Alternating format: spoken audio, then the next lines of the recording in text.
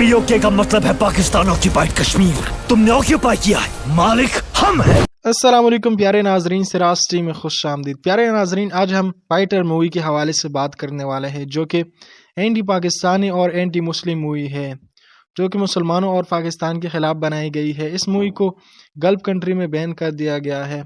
प्यारे नाजरीन, बॉलीवुड की ऐसी दर्जनों मूवी है जो कि पाकिस्तान के खिलाफ और इस्लाम के खिलाफ बनाई गई है।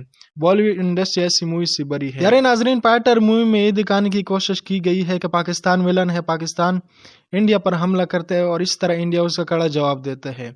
और इस मूवी में ऐसे ऐसे डायलॉग है कि जिसको सुनकर कोई भी पाकिस्तानी गुस्सा हो सकता है। तो इस तरह इस मूवी को गल्फ कंट्री में बंद कर दिया गया है, यानी कतर हो गया, ओमान और कुवैत ऐसे ममालिक में इस मूवी को बंद किया गया है। प्यारे नाजरीन, जब से बॉलीवुड इंडस्ट्री की शुरुआत हुई तब से बॉलीवुड इंडस्ट्री मुसलमान और पाकिस्तान के खिलाफ मूवी बनाती है। लेकिन प्यारे नाजरीन, अब बॉलीवुड इंडस्ट्री ने इसे बिजनेस बना के रखा है, क्योंकि जब भी देशभक्ति और पाकिस्तान के खिलाफ मूवी बनाए जाते हैं वो मूवी 1000 से ऊपर जाते हैं, यानी 1000 करोड़ से ऊपर की कमाई करती है। प्यारे नाजरीन, 2023 में इसकी शुरुआत शाहरुख खान ने की थी, जब शाहरुख खान की पठान मूवी आई थी। उसमें भी पाकिस्तान को विलन दिखाया था, पाकिस्तान इंडिया को तबाह करना चाहता था। तो इस तरह इंडिया के एक एजेंट जिसका नाम पठान होता है वो इस मिशन को नाकाम बनाते हैं। तो इस तरह उसके बाद गदर आई। गदर में भी एक बूढ़ा सिख पाकिस्तान में घुस जाते हैं और अपने बेटे को बचाते हैं और पूरी पाकिस्तानी आर्मी को तबाह करके चला जाता है, टैंकों को हवा में उड़ाते हैं। तो इस तरह उस मूवी ने भी बहुत ज़्यादा कमाई की और लोग बहुत ज़्यादा खुश थे। उसके बाद केरला स्टोरी आई, जो कि मुसलमानों के खिलाफ थी। केरला स्टोरी की मूवी जब लोगों ने देखी, जब सिनेमाघरों से लोग निकले, तो वो मुसलमानों पर इतना गुस्सा थे और कह रहे थे कि हम मुसलमानों को इंडिया से निकाल देंगे। तो इस तरह इससे लगता है कि इंडियन आवाम पाकिस्तानियों से बहुत ज़्यादा नफरत करती है और मुसलमानों से, क्योंकि यही मूवीज़ बहुत ज़्यादा बिजनेस कर लेती है।